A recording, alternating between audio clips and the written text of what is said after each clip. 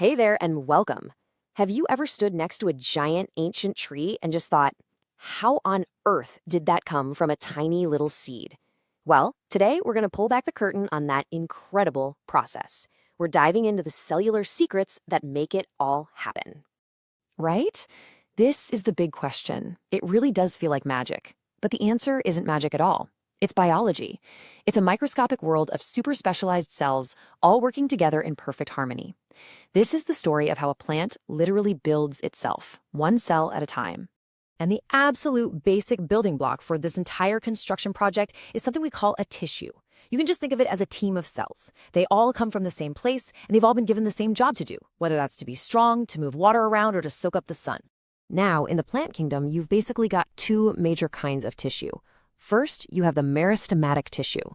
This is the growth engine. These are the young, immature cells that are just dividing. And on the other side, you have permanent tissue. This is the specialized workforce, the cells that are all grown up, fully developed, and have stopped dividing so they can focus on their specific career. So let's start with that growth engine, the meristematic tissue. This stuff is the entire reason plants can just keep growing their whole lives, always pushing a little higher, a little deeper. This is where all the action really begins. You know, the absolute best way to get a handle on these cells is to think of them as the children of the plant world. They are just bursting with energy and potential, and their whole world revolves around one single thing: growing. And they have all the features you'd imagine a child's cell would have. They're always alive, always active. Their cell walls are thin and flexible, kind of like soft skin. They've got a huge nucleus, which is like the brain, directing all that growth. Their insides, the cytoplasm, it's dense and just packed with energy. And get this, they don't really have vacuoles for storage because, they're not thinking about saving for later. They're packed tightly together, and they have an incredibly high metabolic rate. They are always hungry. So these powerhouse growth cells are all over the plant, but they're not all doing the exact same thing. And to make sense of it all, we can classify them based on a few simple rules. It's how we figure out what kind of job each little growth factory is responsible for. And really, it all just boils down to asking three simple questions. When do they show up? Where in the plant are they? And how are they dividing? So first up, when? Well, at the very beginning, inside the embryo, you have what's called promeristem. Then for the plant's whole life, the primary meristem is what makes it grow longer. But what if the plant needs to get wider? That's when the secondary meristem kicks in, developing later on to thicken things up. All right, next question. Where are they? Position is everything. Apical meristems are at the apex, the very tips of the roots and the shoots, and their job is to push things longer. Lateral meristems are on the sides, making the plant wider or thicker. And then you've got this really interesting one called intercalary meristem, which you find tucked in between chunks of mature tissue. And this is where it gets really cool. You ever wonder how bamboo or sugarcane can just shoot up so incredibly fast? The secret is intercalary meristem.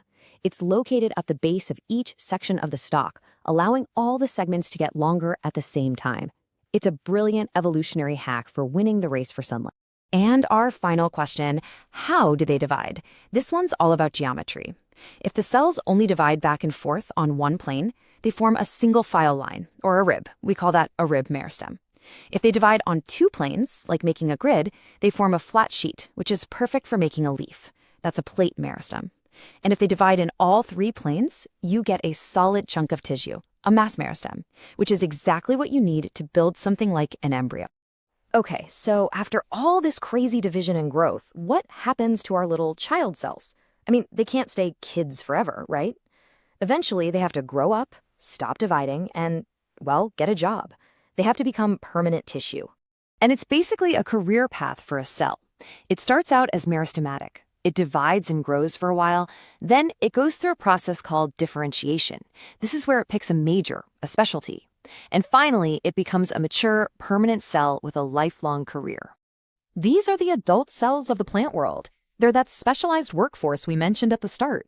Their wild days of constant division are behind them, and they've settled into important jobs like protection, storage, or transport, roles that are absolutely crucial for the plant to survive day to day. Now, here's the thing. These adult cells don't just work alone. They organize themselves into huge functional systems. It's like a true cellular society, with different departments all working together. Let's take a look at how it's all organized. In a plant, there are three major systems. You've got the epidermal system, which is basically the plant's skin. Then there's the ground system, which makes up most of the plant's body and does a little bit of everything. And finally, the vascular system, which you can think of as the plant's internal plumbing. Let's look at the epidermal system, the skin. It forms that protective outer layer, sure, but it's so much more than that. It's got these little pores called stomata that let the plant breathe, and it has things like root hairs that are amazing at absorbing water. Then there's the ground system. This is the ultimate workhorse tissue. It fills up all the space between the skin and the pipes. This is where photosynthesis happens, where food and water get stored, and it's what gives the plant its overall shape and support. And last but not least, the plumbing, the vascular system. It has two absolutely critical pipelines. The xylem is a one-way street that pulls water and minerals up from the roots. And the phloem is the delivery service that brings the sugary food made in the leaves down to every other part of the plant that needs. Okay, we've gone from these constantly dividing child cells all the way to these complex adult systems. So let's just zoom out for a second and connect all these tiny details back to the big picture. Why does all this organization matter so much? Well, what's just mind-blowing is that this whole complicated cellular society, with its skin, its factories, its plumbing system, it all comes from that one single type of child cell. It's an incredible pre-programmed journey from pure potential to complex reality. And that right there brings us all the way back to our very first question. This journey, from those simple dividing cells to these highly specialized systems, that is exactly how a plant builds itself. It's how all the potential that was locked away inside one tiny seed gets unleashed to construct something as massive and magnificent as a tree. So here's the final thought I want to leave you with. We just looked at the internal architecture of one plant. But now I want you to imagine how this tiny, perfectly organized world, repeated billions and billions of times over in every plant on the planet, builds the literal foundation for almost all life on Earth. It's definitely something to think about the next time you're walking through a park or a forest.